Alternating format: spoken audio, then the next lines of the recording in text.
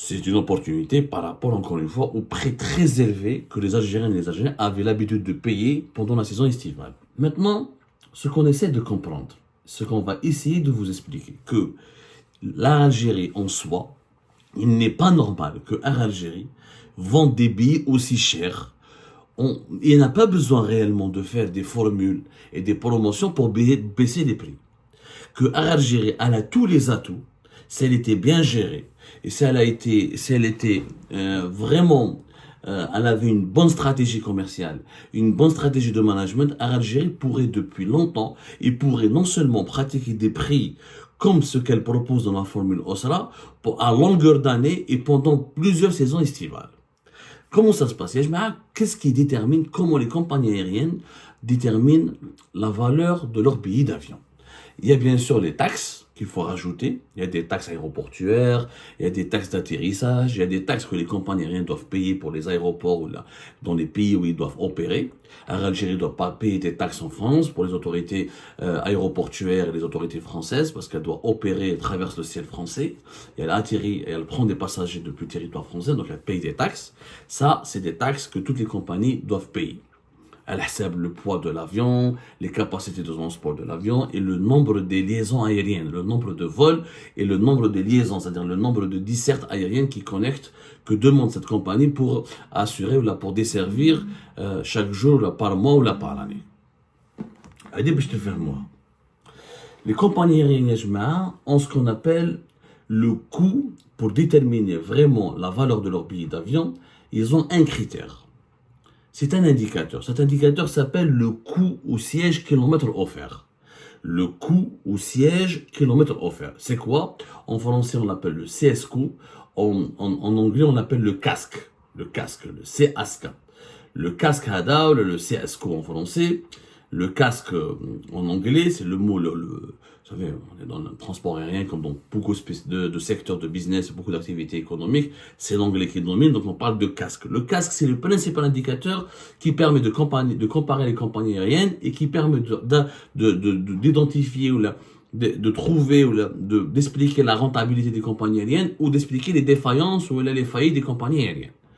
Hada le coût au siège kilomètre offert, il consiste à quoi? Il consiste à rapporter les coûts opérationnels d'un vol au nombre de sièges dans l'avion et à la distance parcourue.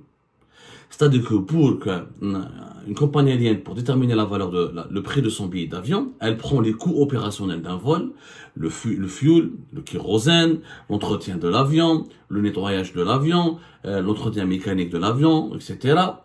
En plus, les salaires des pilotes, les stewards, il y a des compagnies où il y a beaucoup de stewards, il y a des compagnies où on n'a pas besoin de beaucoup de stewards, il y a des compagnies où ils ont beaucoup d'hôtesses, d'autres non.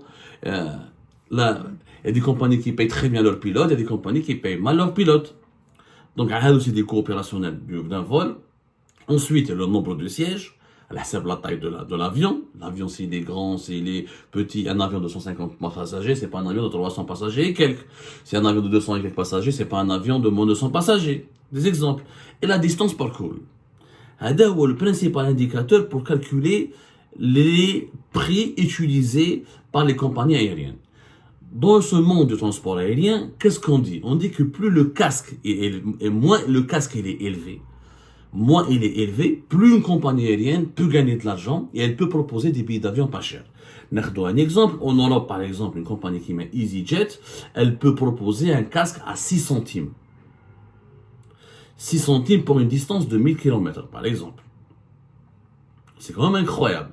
Le casque, c'est les différentes à Turkish Airlines, le casque chaque compagnie, elle a un casque. C'est-à-dire qu'elle a, elle a un coût qu'elle a déterminé par rapport au nombre de sièges, par rapport à une distance parcourue, par rapport à ce qu'elle doit dépenser pour assurer son vol. Et en fonction de cela, elle a un coût global, et le prix du billet d'avion doit donc lui être axé ou doit être déterminé par rapport à ce coût du casque. Les mêmes bad, la compagnie aérienne, elle rajoute les taxes aéroportuaires, les taxes passagers, les impôts qu'elle doit payer, et ça marge bénéficiaire. Moi, alors, retenez là, c'est une base claire, nette et précise. Et puis, je fais mon mlé. On a donné une enquête pour comprendre la mécanique de la détermination des prix des billets d'avion. quand le casque il est moins élevé, une compagnie peut proposer des billets pas chers comme EasyJet, comme Ryanair, et elle peut gagner beaucoup d'argent. Le cas d'Air Algérie, on a demandé à tous les experts. Il n'est pas normal qu'Air Algérie propose des billets entre la France et l'Algérie à 300, 400, même à 250, 300 euros, ça reste extrêmement cher. Même à 300 ou à 250, même avec les prix actuels de Osra, la formule Osra, qui est exceptionnelle, on passe de 700, 500, 600, 800 euros à un certain moment de l'été à des billets de 250, moins de 300 euros, jusqu'à moins de 200 euros pour Marseille et les villes du sud de la France, par exemple. En réalité, les prix de la formule Osra, ce sont les prix habituels et les prix ordinaires que Air Algérie devrait adopter à longueur d'année. Et s'il y a un effort à faire, il faudrait casser encore ces prix. Ouais, parce que le casque d'Air Algérie, il est censé être bas. Il n'est pas censé être élevé. Allez, la distance parcourue, l'Algérie, la France, c'est pas énorme. Tout casser 2h30, 3h pour les villes françaises les plus lointaines, avec Alger-Lille ou Manarf. On va voir Alger-Lille,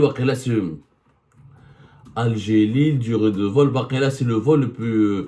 Enfin, on ne calcule pas les vols Tamana, c'est Paris, Janet Paris. Voilà. 235, la durée moyenne, c'est 235. 230, 235. On part des vols, les principaux vols, les principales liaisons aériennes concernent Alger, Oran et Constantine, qui sont les trois grandes villes du pays. Et surtout Alger, Oran et surtout Alger. Donc, pour la durée du vol, au niveau de la distance parcourue, elle est maîtrisable, c'est pas loin. C'est pas des vols long courrier. C'est des vols, même pas moyen courrier. 2h30, on est dans un vol, même pas moyen courrier. C'est pas des vols de 6h, 7h. Donc, normalement, la distance, c'est déjà, au niveau des kérosènes, au niveau de pas mal de coûts, c'est maîtrisable. De deux, Algérie, elle n'a pas de, normalement, n'a pas de dépenses extrêmement élevées parce qu'elle est toujours, les avions d'Air Algérie sont toujours remplis. Toujours remplis. Pour une raison simple, c'est qu'il n'y a pas assez de compagnies aériennes qui font elle a le monopole, pratiquement. Air Algérie a le monopole sur le marché des liaisons internes entre les villes algériennes.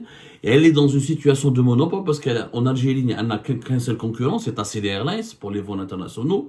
Et de l'autre côté de France, il y a Air France, Transavia, des fois ASL Airlines ou Hedok Vueling et d'autres compagnies, mais qui n'opèrent pas beaucoup. Les autorités algériennes ne leur donnent pas suffisamment de nombre de vols. Le nombre de vols des compagnies de ASL, Vueling, etc. est limité. Et même Transavia, Air France n'obtiennent pas tous les créneaux qu'ils recherchent. Il y a des conventions il y a des conventions au niveau de des conventions aériennes entre les deux pays, ou là au niveau de la coopération entre les directions des affaires aériennes de chaque pays. Et ces conventions stipulent par exemple quel est le nombre c'est des conventions relatives à l'aviation civile, voilà, c'est des conventions de l'aviation civile, voilà, c'est des accords internationaux par rapport aux services aériens, voilà. Moi je parle de conventions aériennes pour être plus précis, pour être pédagogue, je me passe comme le message. L'Algérie s'engage à donner tant nombre de vols, tant nombre d'heures de vol, tant de vols. Elle autorise tant nombre de vols pour les compagnies françaises. Et la France, en échange, elle négocie avec l'Algérie l'octroi d'un nombre précis de nombre de vols pour Air Algérie. Sauf qu'Air Algérie n'a pas de concurrence en Algérie. Et quand les compagnies françaises sont plus nombreuses, donc le nombre de vols, Air France le partage avec d'autres compagnies françaises. Du coup, Air Algérie, elle est avantagée. D'ailleurs, faut savoir que entre 50 à 55, il y a même des fois jusqu'à 60% des passagers qui voyagent entre l'Algérie et la France vont et prennent Air Algérie. En une année, Air Algérie par exemple, j'ai vu les statistiques on a quelques statistiques en 2021. À titre d'exemple, en 2021, j'ai vérifié pour les dernières statistiques actualisées des autorités de l'aviation civile française, Air Algérie transportait plus de 1,8 million de passagers. Grippe 2 millions de passagers. Sur un total de 3 millions et quelques de passagers. Donc, elle a toujours de plus grosses parts de marché que Air France, etc., que les autres compagnies. Parce qu'elle opère toute seule en Algérie et qu'elle n'a pas de concurrence en Algérie et que les autres compagnies françaises sont obligées de se faire la concurrence à Algérie et de se faire la concurrence entre elles pour pouvoir prendre des parts de marché.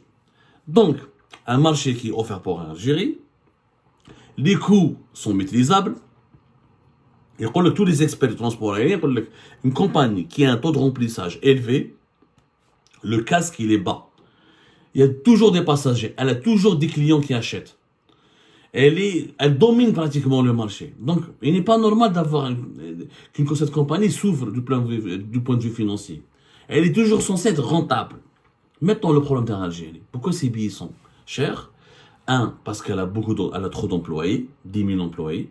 Deux, elle n'a pas suffisamment d'avions pour répondre à la demande. Air Algérie est obligé d'affréter pendant l'été. Pourquoi nous avons des billets d'avion très chers? Parce qu'il y a une demande qui est beaucoup plus forte que l'offre. Comme il n'y a que Air Algérie, Tassil Airlines, et Air France, Transavia, Vueling, ASL Airlines, et quelquefois il y a quelques petites compagnies françaises, des fois qui sont autorisées ponctuellement à faire des vols entre l'Algérie et la France. Donc on a une offre faible par rapport à la demande. On était énormément de personnes qui veulent voyager entre la France et l'Algérie. Air Algérie ne peut pas mobiliser que tous ces avions pour le marché français. Parce que qu'il y a une Hajj, qu'il y a une Canada, qu'il y a une Pékin, la Russie, qu'il y a une liaison africaine, elle n'a que 56 avions. Elle n'a pas reçu encore 15 avions supplémentaires. Donc, elle est obligée d'affréter. Et quand elle affrète, elle paye. Et comme Air Algérie négocie mal, l'affrètement lui coûte plus cher. Du coup, elle est obligée de vendre des billets d'avion chers parce qu'elle a beaucoup de personnel, elle a beaucoup d'employés à payer, elle a beaucoup de cotisations sociales, beaucoup de salaires et des coûts sociaux élevés. Elle a des avions affrétés qu'elle doit absolument payer et indemniser en devises. De deux, et de trois, comme c'est une compagnie qui a beaucoup de retard, elle paye beaucoup de taxes, comment on appelle ça, c'est pas des taxes. Quand une compagnie arrive en retard, elle doit verser de l'argent. Elle doit payer, elle est sanctionnée. Ce sont des sanctions financières qui lui sont infligées. Et pour Algérie, c'est une perte d'argent. En plus, elle ne maîtrise pas ses coûts parce que Air Algérie, par exemple, encore sur Alger-Marseille, le catering, tout ça c'est de l'argent. Le nombre de stewards, le nombre des hôtesses qui n'est pas optimisé, etc. Donc il y a énormément de coûts supplémentaires qu'Air Algérie aurait pu maîtriser facilement si elle était beaucoup mieux gérée, si elle pouvait négocier plus facilement avec une meilleure approche l'affrètement des avions étrangers, au lieu de dépenser de l'argent pour le catering, pour la bouffe, pour la nourriture. Elle a beaucoup de coûts qui ne sont pas justifiés.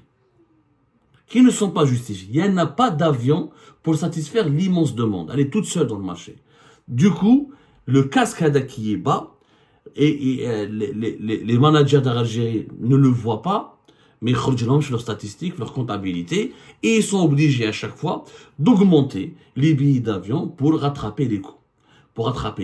Voilà, on a beaucoup de salariés, beaucoup d'avions à fréter, des devises à payer, beaucoup de bouffe, beaucoup de nourriture dans les avions d'Air Algérie, alors que pour une durée de vol de 1 heure ou de 2 heures, est-ce qu'on est obligé de nourrir les passagers?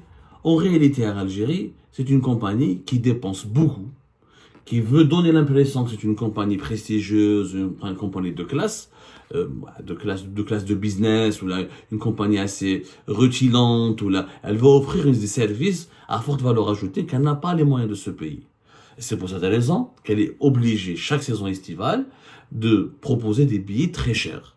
Cette année, dès le montage de la formule OSRA, avec 10% pour les vols, avec des conditions d'éligibilité très strictes pour ne pas perdre trop d'argent, alors que les compagnies aériennes ne font pas de promotion pendant l'été, mais en réalité, si elle était gérée autrement, avec le casque dont elle dispose et les atouts économiques dont elle dispose, Air Algérie peut facilement faire du low cost. Elle peut faire comme Air France, créer une filiale qui va Transavia, du low cost, où il n'y a pas de nourriture, où il n'y a pas beaucoup de stewards, il n'y a pas beaucoup d'hôtesses, où c'est des avions avec un nombre de passagers bien précis, etc. Elle peut casser les billets. On peut faire facilement des billets de moins 100 €. Je vous le dis la vérité, tous les experts le disent. Entre l'Algérie et la France, pendant la saison estivale, si on avait une meilleure flotte, si on avait au moins une troisième compagnie aérienne en Algérie qui peut travailler à côté de l'Algérie et de Tassil Airlines, on peut facilement avoir des billets à moins de 100 €. Donc la formule OSRA, elle est intéressante. Elle est même elle est à saluer, c'est une initiative louable, mais ce n'est pas suffisant. Les billets d'avion entre l'Algérie et la France peuvent être à moins de 100 euros.